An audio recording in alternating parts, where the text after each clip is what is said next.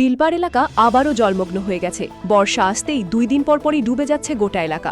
বিশেষ করে বিলপাড়, মন্দির দিঘির পাড়, রাধামাধব রোড, নিউ মার্কেট সহ বৃহত্তর বিলপাড় এলাকা এখন জলের তলায়। স্থানীয় বাসিন্দাদের অভিযোগ, সারা বছরই এখন এই এলাকা ডুবে থাকে।